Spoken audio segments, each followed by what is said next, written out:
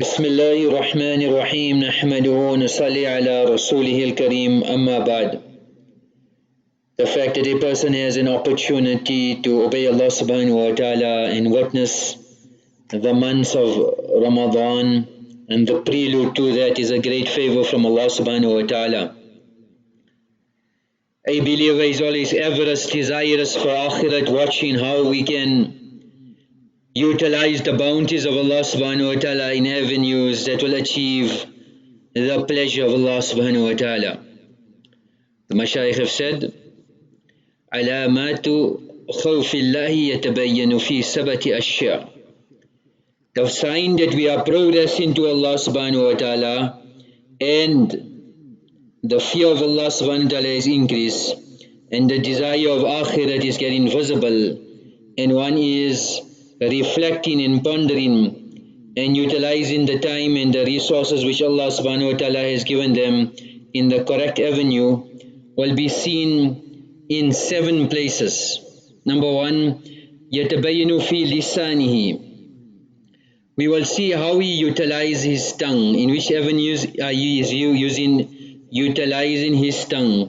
فَيَمْتَنِعُ لِسَانَهُ, and he abstains from speaking lies, making ghibat, kalamil fudul, and useless speech that is completely insignificant and will be no value in akhirah on the day of qiyamah.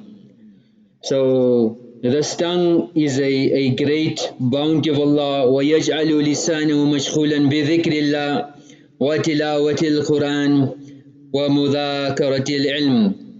This tongue should be engaged in the remembrance of Allah, in the recitation of Quran, in the gatherings of dhikr and Amaal, and getting closer to Allah, the knowledge of deen. Number 2, أن يخاف في أمر بطنه فلا يدخل بطنه إلا طيبا حلالا. That a person is very particular about what they consume and what enters the stomach. And besides halal, it should be tayyib, it should be wholesome, nourishing. وَيَأْكُلْ مِنَ الْحَلَالِ مِقْدَارَ حَاجَتِهِ. And a person is consuming according to what their need is. Not greed, but need. If we get a chance, Allah give us tawfiq to listen to the Qiyamah series where the topic of obesity and the different types of foods were discussed. Number 3, أَن يَخَافَ فِي أَمْرِ بَصْرِ. That in your vision, the basar, the vision will be asked about it. What are you looking at? فَلَا يَنْظُرْ إِلَى الْحَرَامِ وَلَا إِلَى الدُّنْيَا بَيْنِ رَغْبَةٍ. He shouldn't look at haram, nor should he look at dunya with desire and ambition.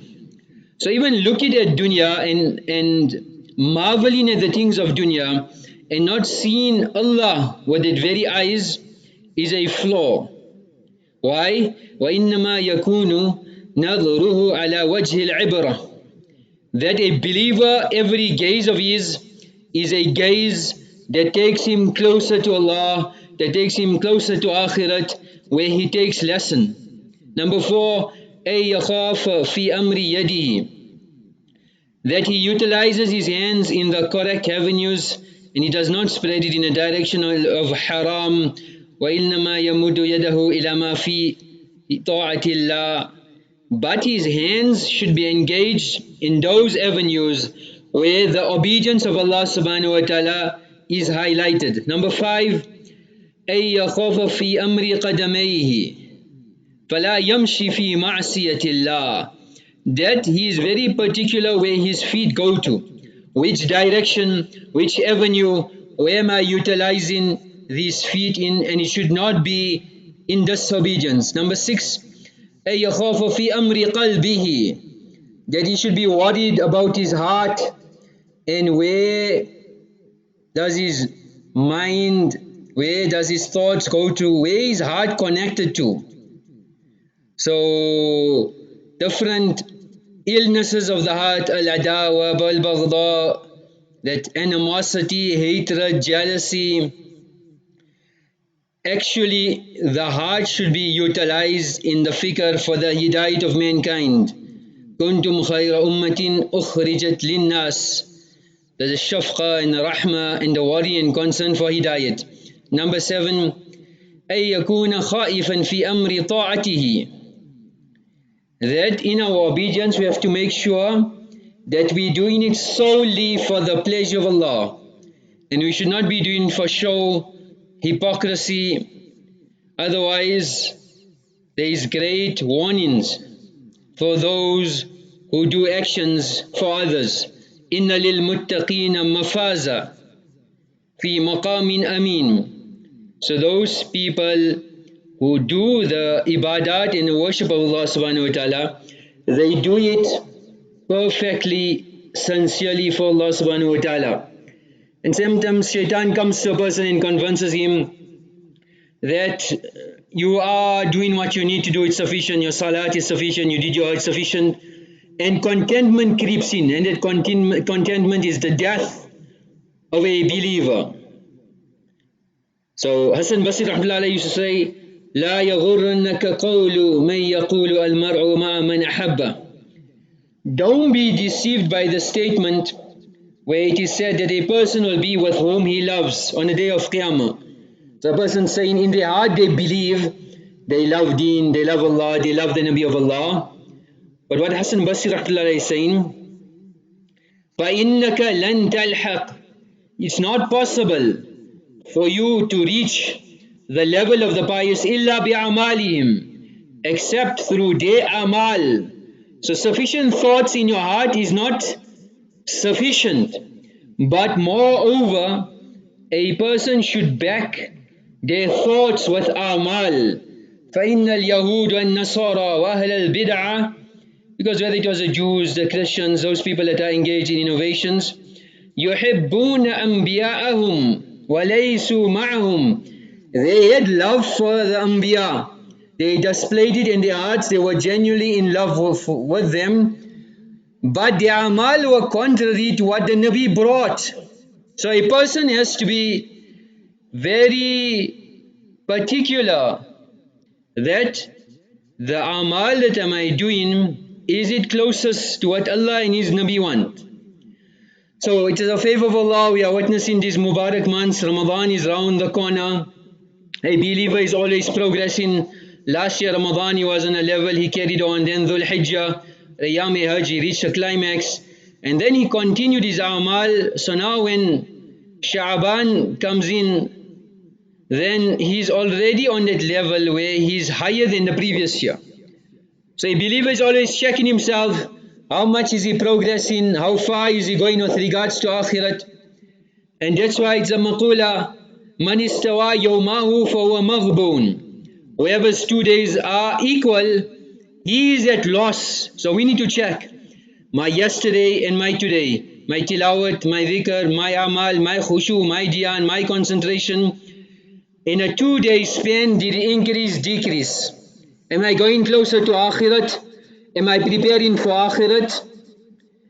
وَمَنْ كَانَ, and a person whose tomorrow is شَرَّ مِنْ يَوْمِهِ, his tomorrow is worse than today, فَهُوَ مَلْعُونَ, then he is worthy to be cursed because he has not progressed. وَمَنْ لَمْ يَكُنْ فِي الزِّيَادَةِ فَهُوَ فِي النُّقْصَانِ. If we are not progressing every day, then we are definitely retrogressing. So the graph of Iman and Amal will be constant. There may be certain fluctuations, but the fluctuations, eventually the graph, if the stock market share value was 1 and it fluctuated to 1.5, then half, then 2, and then half, eventually after 1 year the stock value is 15. Even though there were fluctuations, but the graph itself is on a incline, not a decline. وَمَنْ كَانَ فِي النُّقْصَانِ فَالْمَوْتْ خَيْرٌ لَهُ. And whoever is going down in the graph of life is showing that they are going down, then he is in great nuqsan and he is in great loss. So these are moments which Allah subhanahu wa ta'ala has given us to breathe a breath and an opportunity to make tawbah and to repent to Allah subhanahu wa ta'ala. So a person should be checking himself all the time that what are my Amaal and how close is it to Janabi Rasulullah sallallahu alayhi wasallam. Imam Ahmad Nasai in the riwayat has mentioned when Nabi alayhi salam وَلَمْ يَكُنْ يَصُومُ مِنَ الشُّهُرِ مَا يَصُومُ مِنَ الشَّعْبَانِ, that he should fast excessively in Sha'baan. And he was inquired that you fast, and there's specifically 2 days which you fast, Yawmul Ithnain wa Yawmul Khamis, Mondays and Thursdays. So he informed the Sahabi that those are 2 days تُعْرَضُ فِيهِمُ الْأَعْمَالُ عَلَى رَبِّ الْعَالَمِينَ. These Amaal, my acts and deeds are going to Allah subhanahu wa ta'ala. This is the Nabi of Allah who's desirous to show Allah that he is doing more than he should be doing. وَأُحِبُّ أَن يُعْرَضَ عَمَلِي وَأَنَا صَائِمٌ, and I love to see that my Amaal I send to Allah while I'm fasting. So then the Sahabi asked that I seen you fasting more in Sha'baan than any other month. So he replied, ذَاكَ شَهْرٌ يَغْفُلُ النَّاسُ عَنْهُ, that it is a month where people are very negligent, because Ashhurul Hurum, Rajab and Ramadhan, وَشَهْرٌ تُرْفَعُ فِيهِ الْعَمَالِ إِلَى رَبِّ الْعَالَمِينَ. And this is a month where Amaal are taken to Allah subhanahu wa ta'ala, and I want my Amaal to go to Allah subhanahu wa ta'ala while I am fasting. So Deen will be learnt when we become students, and we are desirous to learn the awamir and the sunan of Janabi Rasulullah sallallahu alayhi wasallam. So we should go to the ulama and learn. Ibn Sirin rahmatullahi alayhi say, إِنَّ قَوْمًا تَرَكُوا الْعِلْمَ وَاتَّخَذُوا مَحَارِبًا, that people have left the sohbat of the ulama and they've decided that we'll just worship Allah how we want to. فَصَلُّوا وَصَامُوا بِغَيْرِ عِلْمٍ, they fasted, they did a lot of ibadat, but what ignorance. وَاللَّهِ مَا عَمِلَ أَحَدٌ بِغَيْرِ عِلْمٍ إِلَّا كَانَ مَا يُفْسِدُ أَكْثَرْ مِمَّا يُصْلِحُ. I take an oath on Allah, people doing actions, no matter how big they may be, but this will cause more harm than benefit. More harm and more nuqsan to that person than benefit. So this body, this time, these are all amanat, and we need to see through the sohbat of the ulama and mashaykh how it can be utilized in the right direction. Hassan used to say, نُفُوسُكُمْ مَطَايَاكُمْ إِلَىٰ رَبِّكُمْ, that your souls are conveyances to Allah. This body that Allah has given us and as a soul, this is a conveyance, a transport mechanism to get to Allah. فَأَصْلِحُوا مَطَايَاكُمْ, make sure your conveyance is functioning properly. تُوصِلْكُمْ إِلَىٰ رَبِّكُمْ, because then it will take you to your Allah. It will take you to your Khaliq.